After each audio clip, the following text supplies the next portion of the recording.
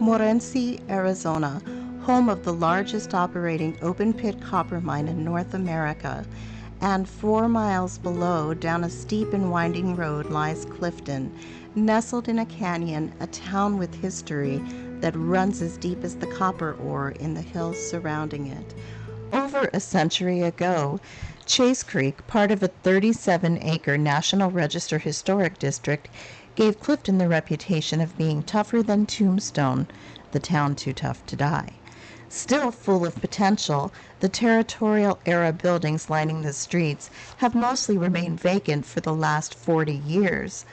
Dr. Harley was Pancho Villa's personal physician, but his office building was also home to the Mexican consulate, who helped to repatriate thousands of workers of Mexican descent during the Great Depression, whether they were from Mexico or not.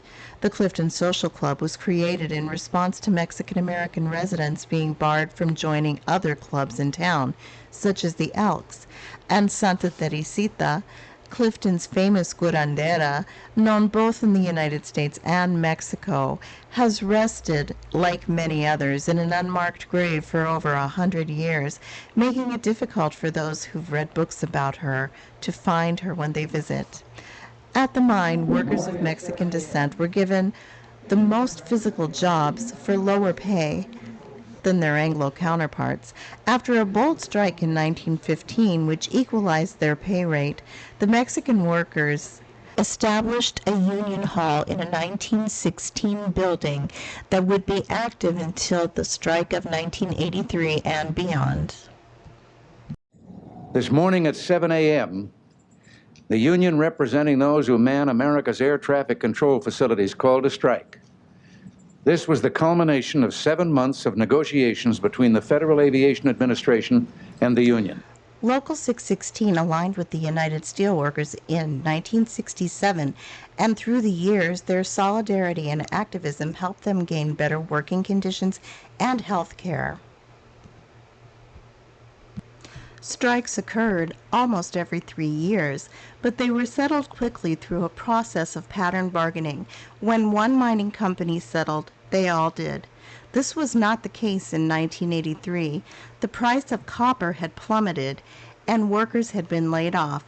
While the 13 unions representing employees at the Phelps Dodge Morenci facility entered negotiations, expecting the company to settle quickly, it soon became obvious that Phelps Dodge had taken a note from Ronald Reagan's playbook. The strike, which became known as the Great Copper Strike of 1983, was never settled. By 1986, the replacement workers hired by Phelps Dodge had voted to decertify the 13 unions representing employees at the mine. A Chicano muralist from Tucson, David Tineo, and Tomas Bandareís from Paris approached Local 616's president, Angel Rodriguez, and pitched the idea of painting a mural inside the union hall. Besides talking to union members to understand what was important to depict, the artists used old photographs and news clippings to plan a mural. Tineo spoke of a new technique he developed using forced perspective to bring a feeling of power to characters in the mural. The first image in the mural depicts Old Morenci, the original town that had been swallowed by expansion of the open-pit mine. There are miners standing in front of a mine shaft to represent the early era of underground mining and the train which carries copper from Arizona to the rest of the nation. Strikers from long ago carrying signs warning not to cross the picket line morph into a throng of strikers protesting as robotic scabs with on-off switches file mindlessly into the dragon-like smelter. Tineo, who always invites viewers of his art to make their own interpretations, used the symbolism that is cornerstone to Chicano art. The disembodied arm reaching out of the ground may represent the powerful company always grasping for profit, or the arm may represent an ancient omen about abusing the earth. Cesar Chavez's presence along with the United Farm Workers flag represents Chavez's support of the strike. He visited the Union Hall in a show of solidarity on November 25, 1983. The center of the mural features a female and male copper striker who, with amazing strength, are pulling the chains which will break the symbolic copper collar, an institutionalized brand of separation and discrimination used by the copper companies of Arizona against Mexican American miners and their families.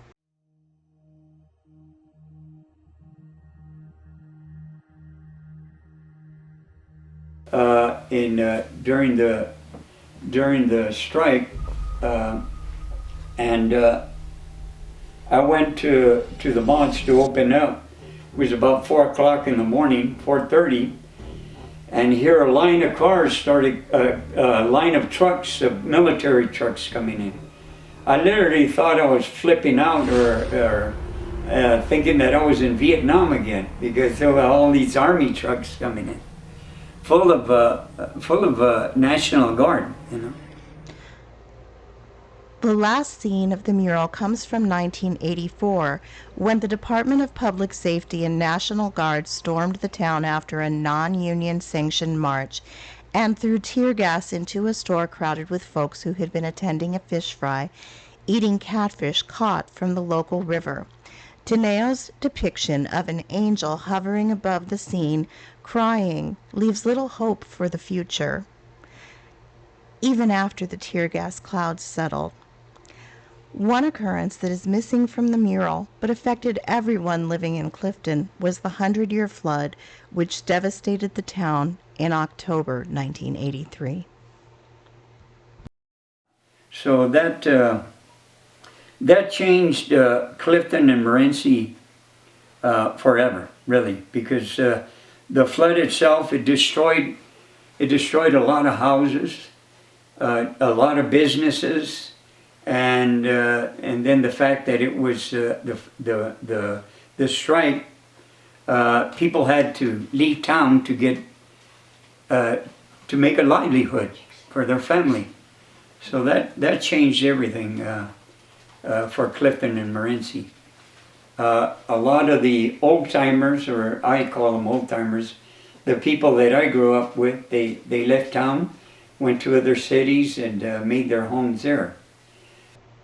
The buildings of Chase Creek languished. You know, the houses kept up.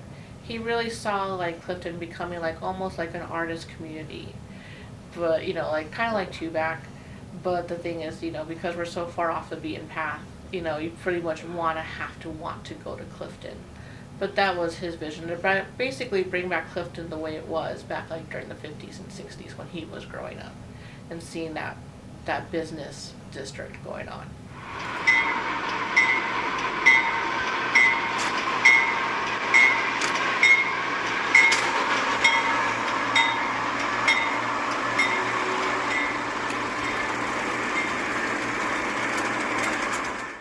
While Greenlee County has a long-term goal of rehabilitating Chase Creek, 75% of commercial buildings on the street remain vacant.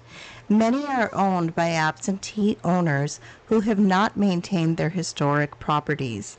The town of Clifton has restored a few buildings, but it is slow going. A major effort is needed, expertise and grant money, so that Clifton will have a second industry, tourism, before the mine runs out of copper. It is still kind of sad to see how much the company or how much the copper mine has taken over and how much land is being lost. Because even driving up to what used to be the lookout, it's no longer the lookout no more, and you can see how much the mine has taken over. And so I just kind of wonder, like, well, what's going to happen after that mine runs out of, or can Clifton become the next Bisbee where it becomes a revitalized community, or is it going to be completely dug up? I think that's what my worry is like, what's going to be left behind? And like, is my town going to disappear, or is it still going to be there? The strike mural, which brought much recognition to artist David Tineo, was locked inside the shuttered Union Hall for the first 25 years after it was painted.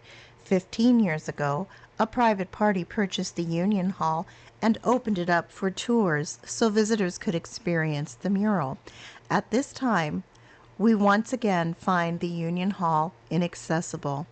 People ask, Why should we remember an event that devastated the town and wound up being negative in so many ways? But the strike mural gives presence to the strikers and to their valiant struggle for their jobs and their community. Though many strikers left the area, their families had lived there for generations, and in their hearts, Clifton will always belong to them.